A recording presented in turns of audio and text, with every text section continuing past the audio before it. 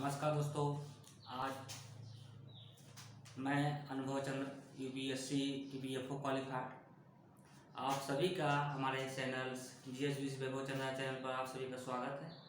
और आज मैं आप लोगों को बताऊंगा कि इंटरव्यू के किस प्रकार इंटरव्यू लिया जाता है उस पर आज हम बात करेंगे और बताएंगे कि किस प्रकार से हम एंट्री करते हैं और किस प्रकार से ग्रेडिंग करते हैं और अपना इंट्रोडक्शन किस प्रकार से दिया जाता है। मैं इस विषय पर आज चर्चा करूंगा। कृपया आप सभी लोग हमारे इस चैनल को सब्सक्राइब करें और इस वीडियो पर अंत तक बने रहें और स्किप ना करें। आइए हम बात करते हैं पहले हम लोग क्या करते हैं। जैसे जाते हैं इंटरव्यू देने के लिए तो सर्वप्रथम आप एंट्री करते हैं, तो आप दरवाज़ा खोलते हैं और कॉन्फिडेंस के साथ आप दरवाज़ा खोलेंगे और जो भी पैनल में बैठे हुए सर हैं, मैडम हैं और चेयरमैन हैं, आप जैसे एंट्री करेंगे आप बोलेंगे, एंट्री दरवाज़ा ओपन करेंगे और बोलेंगे मे आई कम इन सर, या हिंदी में बोल सकते हैं क्या मैं अंदर आ सकता हूँ सर। अब जैसे एंट्री करते हैं उसके बाद आप चेयर के पास जाएंगे और चेयर के पास जाकर आप ग्रीटिंग करेंगे। पहले मैम है तो मैम को बोलेंगे, यदि मॉर्निंग समय है तो बोलेंगे good morning sir, good morning ma'am, good morning sir, good morning sir. या फिर यदि हिंदी में आप बात करना चाहते हैं तो आप बोलेंगे नमस्ते मैम, नमस्ते सर, नमस्ते सर। इस प्रकार से आप ग्रीटिंग करेंगे और आपको सर बोलेंगे कि प्लीज़ सिट डाउन। और जैसे आपको सिट डाउन बोलते हैं आप उनको धन्यवाद कहेंगे और धन्यवाद कहते हुए आप चेयर पर बैठेंगे। इसके बाद आपसे वो प्रश्न पूछेंगे और फिर प्रश्न को स्टार्ट किया जाएगा कि वो कौन सा प्रश्न पूछते हैं। सबसे सिंपल होता है कि आपसे जो इंटरव्यू में लेते हैं सबसे सिंपल होता है कि एकदम नॉर्मल में पूछेंगे, पहले आप अपना इंट्रोडक्शन दीजिए, गिव यू योर इंट्रोडक्शन या इंट्रोड्यूस योर सेल्फ, प्रश्न पूछ सकते हैं। ऐसे आप वहाँ पर एकदम पोलाइटली हम्बल रूप में आप आंसर देंगे और आप आंसर देंगे कि सर मेरा नाम अनुभव चंद्र है, मेरा नाम, मैं अपना इंट्रोडक्शन दूंगा। आप सभी लोग प्रैक्टिस कीजिए कि किस प्रकार से इंटरव्यू दिया जाता है। तो आप बोलेंगे सर मेरा नाम अनुभव चंद्र है, मेरे पिताजी का नाम श्री लल्ला राव, मेरी माताजी का नाम श्रीमती प्रभावती देवी, मैं उत्तर प्रदेश राज्य के वाराणसी जिला का निवासी हूँ। सन 2014 में मैंने जंतु विज्ञान और रसायन विज्ञान से स्नातक किया हूँ। उदय प्रताप स्वशासी कॉलेज जो कि महात्मा गांधी काशी विद्यापीठ यूनिवर्सिटी से एफिलिएटेड है। सन 2015 में मैंने कंप्यूटर कोर्स में डिप्लोमा किया है। इसके बाद वो प्रश्न आपसे पूछेंगे आपकी हॉबी क्या है। हो सकता है प्रश्न हॉबीज पे बनाया जाए, तो वो आपसे हॉबीज पे पूछ सकते हैं कि आपकी हॉबीज क्या है, give what is your hobby. तो आप अपने हॉबीज के विषय में बताएंगे, हॉबीज क्या है, आपकी रुचि किस किस में है। तो उस रुचि पर आप बात करेंगे तो आप बताएंगे, मैं अपना बताऊंगा कि मेरी हॉबी क्या है। तो मैं बताऊंगा सर मेरी हॉबी जो है वो क्रिकेट खेलना है, इसके साथ साथ टीचिंग करना और इसके साथ साथ मुझे कुकिंग करना काफ़ी पसंद है। और कुकिंग में मैं उत्तर प्रदेश में जो फूड आइटम्स बनते हैं उसमें मैं रुचि रखता हूँ। जैसे सर एग्जाम्पल दे देंगे कि जो हमारे घर में भोजन बनते हैं, फूड आइटम बनते हैं, उनमें हमारी रुचि है। अब जैसे ये कहेंगे, यदि नहीं कहते तो हो सकता है वो प्रश्न पूछ देंगे फिर चाइनीज भोजन में क्या अंतर है, भारतीय भोजन और चाइनीज भोजन में क्या अंतर है, या यूरोपियन भोजन में क्या अंतर है, ऐसे भी प्रश्न पूछा जा सकता है। तो यहाँ पर आप हम्बल रूप में कहेंगे, यदि आपको पता है तो आप बताएंगे, नहीं पता है तो कहेंगे सॉरी सर मैं भारतीय फूड बनाना या जो इंडियन फूड आइटम्स हैं उसे बनाना जानता हूँ, लेकिन जो चाइनीज है या यूरोपियन फूड है उसके विषय में मुझे नॉलेज नहीं है। फिर वो अगला स्टेप बढ़ेंगे और आपसे या करेंट के जो इवेंट है उस पर प्रश्न पूछ सकते हैं, या फिर आपके जो एकेडमिक जिसे ग्रेजुएशन किए हैं उन टॉपिक से प्रश्न पूछा जा सकता है।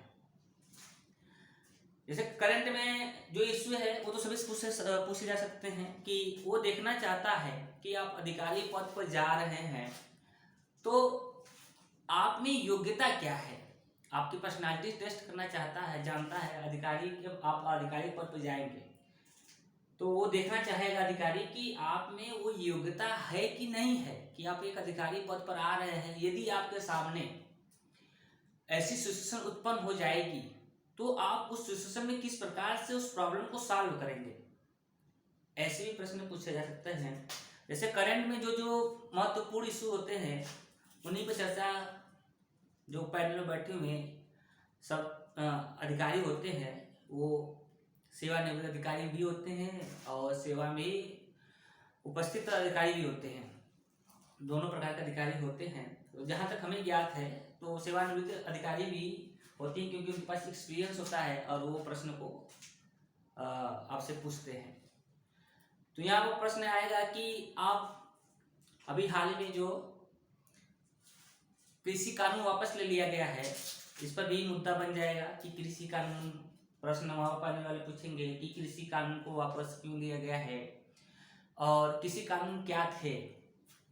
यदि आपको पता है तो आप बताएंगे सर कृषि कानून के विषय में जो भी नॉलेज है उसमें बताएंगे सर कृषि कानून।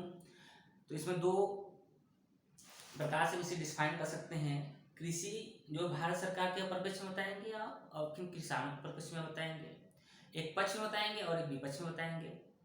तो दोनों बातों को वहां पर रखा जाएगा। यदि पक्ष में बताते हैं कृषि कानून क्या है तो बताएंगे जो किसानों के विरोध में था, यानी किसानों को ऐसा लगता था कि ये जो कृषि कानून है भविष्य में इस कृषि कानून से उनका शोषण हो सकता था, जिस कारण से किसानों ने इन तीनों कृषि कानून का विरोध किए थे। ये किसानों के पक्ष में बताएंगे और सरकार के पक्ष में बताएंगे कि सरकार जो किसानों की आय 2022 तक दोगुनी करने का लक्ष्य रखा गया था, यदि यह किसी कानून बिल पारित हो गया होता तो काफी सरकार की मान्यता थी या उनका जो किसी बिल लाने का उद्देश्य था किसानों की आय दोगुनी की जा सकती थी। फिर वो प्रश्न पूछेगा कि तीनों कृषि कानून क्या थे तो आप बताएंगे कि सर पहला जो कृषि कानून था वो है कृषि उपज व्यापार और वाणिज्य अधिनियम 2020। दूसरा जो अधिनियम था कृषि कीमत आश्वासन और कृषि सेवा पर करार अधिनियम और तीसरा कानून था आवश्यक वस्तु अधिनियम। इन तीनों अधिनियमों के विषय में आपको पता रहता है तो आप बताइए कि सर पहला जो कृषि कानून था उसमें यह प्रावधान था, सरकार के पक्ष में बताएंगे, सरकार का पक्ष था कि किसान अपनी उपज को भारत के किसी भी राज्य में किसी भी व्यापारी को मन चाहे कीमत पर अपने फसल को बेच सकता था। फिर दूसरे कानून क्या था, मेनली जो है दूसरे कानून को लेकर ही विवाद था। क्यों? तो दूसरा कानून था वह एग्री कंट्रैक्ट फार्मिंग था, यानी संविदा कृषि थी, जिनमें कि कोई भी व्यापारी है वो कृषि बोने से पहले या उपज बोने से पहले किसान से संविदा कर लेगा, कॉन्ट्रैक्ट कर लेगा, एग्रीमेंट कर लेगा कि वो क्या चीज बोएगा, उसकी कीमत कितनी होगी। तो जो दूसरा कानून है इसी पर लेकर विवाद था। एक तरह से कॉन्ट्रैक्ट फार्मिंग थी। किसानों का ऐसा मत था कि यदि वर्तमान में ये लागू किया जाएगा तो ठीक है, लेकिन भविष्य में उनका इस कानून से बहुत ज्यादा शोषण हो सकता था। इस वजह से किसानों ने धरना प्रदर्शन किए। और तीसरा जो कानून था वो एसेंशियल कमोडिटी एक्ट, यानी आवश्यक वस्तु अधिनियम। इसमें क्या था कि यह अधिनियम 1955 में लाया गया था, आवश्यक वस्तु अधिनियम। तो इसमें क्या था कि कोई भी व्यापारी जो है वो किसी निश्चित सीमा के बाद किसी भी कृषि उत्पाद का भंडारण नहीं कर सकता था। लेकिन वर्तमान में क्या किया गया था, हमारे माननीय श्री प्रधानमंत्री नरेंद्र मोदी की सरकार की अध्यक्षता में जो नया एसेंशियल कमोडिटी एक्ट है, इसमें जो आवश्यक वस्तुएं थी भंडार से उसको उनमें से निकाल लिया गया था और यह कहा गया कि कोई भी व्यापारी या किसान जो है वो अपनी वस्तु को जितना चाहे उतना भंडार कर सकता है, लेकिन आपातकालीन स्थिति में नहीं कर सकता है। आपातकालीन स्थिति को छोड़कर वो जब तक चाहे अपनी जितनी सीमा चाहे उतनी सीमा तक किसी भी फसल का वो भंडारण कर सकता है। तो ये 3 कृषि कानून है, इस पर भी प्रश्न पूछा जा सकता है। तो आप एकदम हम्बल रूप से, पोलाइटली रूप से, नम्रता के साथ आप अपने भाव को व्यक्त कर सकते हैं।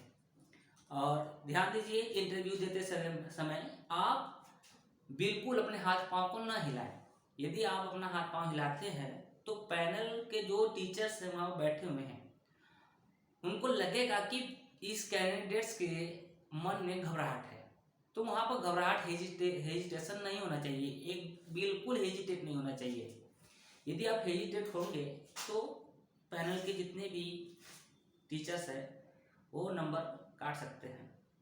इसके बाद प्रश्न पूछा लेबर लॉ, जो हाल ही में लेबर लॉ लाए गए हैं, लेबर लॉ पर भी प्रश्न बनाया जा सकता है, क्योंकि यह जो वर्क है वो लेबर से संबंधित वर्क होता है।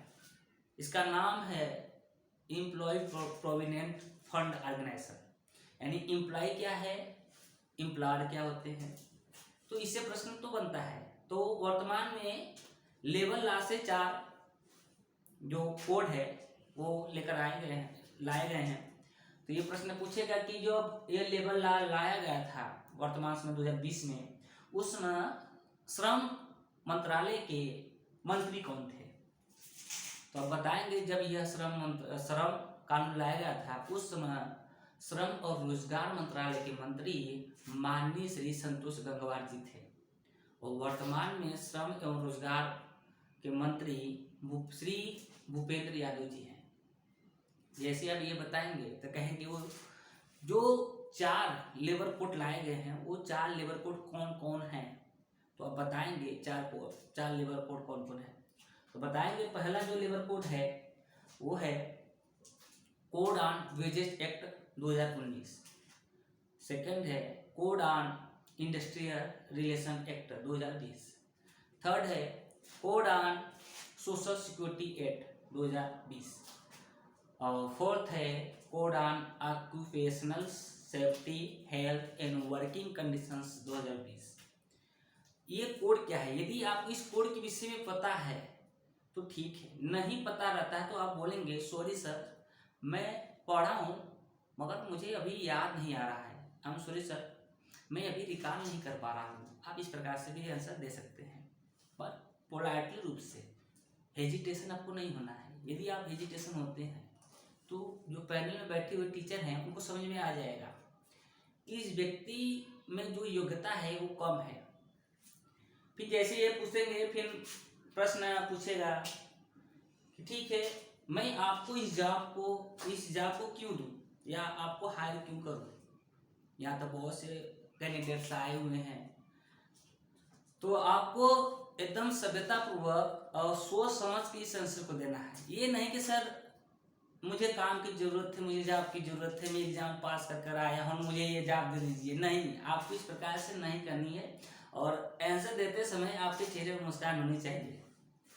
आप सिंपल में एकदम बताएंगे, सर अब हमारी उम्र जो है और मेरी योग्यता जो है इस अब काम करने योग्य यानी जॉब करने योग्य हो गई है, तो मुझे अब जॉब करने की आवश्यकता है। और जहाँ तक इस डिपार्टमेंट की बात है, इस डिपार्टमेंट के द्वारा जो भी रिक्वायरमेंट मांगी गई थी, मैं इस रिक्वायरमेंट को फुलफिल करके यहाँ तक आया हूँ। और जितने भी कैंडिडेट्स यहाँ पर आए हैं, मैं ये नहीं कह सकता कि वो इसके योग्य नहीं है, लेकिन जो भी कैंडिडेट्स यहाँ पर आए हैं जिनकी योग्यता और कैपेबिलिटी अच्छी हो, मैं चाहूँगा कि यह जॉब उसे दिया जाए। और हर एक कैंडिडेट्स की कैपेबिलिटी, स्ट्रेंथ, वीकनेस हर एक कैंडिडेट्स की अलग अलग है। तो जहाँ तक सर मेरी बात है, मैं एक फ्रेशर्स के रूप में अपनी पूर्ण सत्यनिष्ठा, ईमानदारी के साथ और पूर्ण समय देते हुए इस ऑर्गेनाइजेशन को कोशिश करूँगा कि मैं वर्ल्ड का top most social security organization बनाऊं। इससे मैं भविष्य में अपने आप को एक अच्छा ऑफिसर सिद्ध करना चाहूँगा। ये आप इस प्रकार से आंसर को दे सकते हैं। आप कमेंट करके बताइए कि आपको इस एग्जाम में क्यों हायर किया जाए, आप अपनी राय बताएं हमें। और सेकंड क्वेश्चन ये बनेगा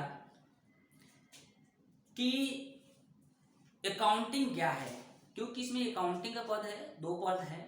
सॉरी, इसमें इसके विषय में भूल गया था। तो इसमें जो यूपीएससी पीओपी में है 2 पद है, 2 पोस्ट है। पहला पोस्ट इन्फोर्समेंट ऑफिसर और दूसरा जो पद है या पोस्ट है अकाउंटिंग ऑफिसर।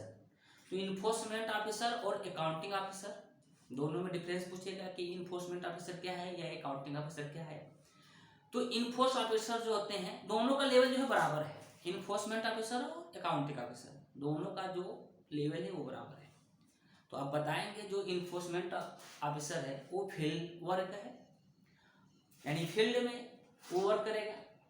फील्ड वर्क क्या होता है, यदि इसके विषय में आपको पता है तो आप बताएंगे कि फील्ड वर्क क्या होता है। फील्ड वर्क में यानी जो ऑफिसर होगा वो फील्ड में जाएगा, कंपनी में जाएगा, इंडस्ट्रीज में जाएगा, या फिर जो भी नए संस्थान हैं वहाँ पर जाएगा, वहाँ पर देखेगा कि एम्प्लॉयर्स और एम्प्लॉय के बीच डिस्प्यूट है कि नहीं है, उन दोनों के बीच रिलेशन कैसे है, कंपनी ठीक से चल रही है, लीगल है कि इलीगल है। ये सब वर्क जो है इन्फोर्समेंट ऑफिसर के होते हैं। और दूसरा का जो होता है अकाउंटिंग ऑफिसर। अकाउंटिंग ऑफिसर में क्या होता है कि अकाउंट से जो रिलेटेड वर्क होते हैं वो अकाउंटिंग ऑफिसर हैंडल करेगा। अब अकाउंटिंग क्या होता है, अकाउंटिंग किस प्रकार से जनरल एंट्री की जाती है, जनरल एंट्री में क्या क्या होता है, ये सब के विषय में आपको नहीं पता है तो आप इसको ध्यानपूर्वक पढ़ लीजिए और पढ़कर ही आप इंटरव्यू देने जाए।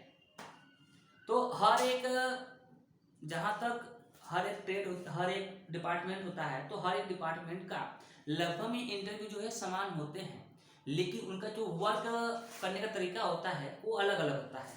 तो जिस डिपार्टमेंट का कैसा वर्क है उस विषय में आप लोग पढ़ के जाइए। तो मैं इस वीडियो को यहाँ पर समाप्त करता हूँ और आप बताइए कि आपको ये वीडियो कैसा लगा और मैं कमेंट करके जरूर बताएं। नमस्कार।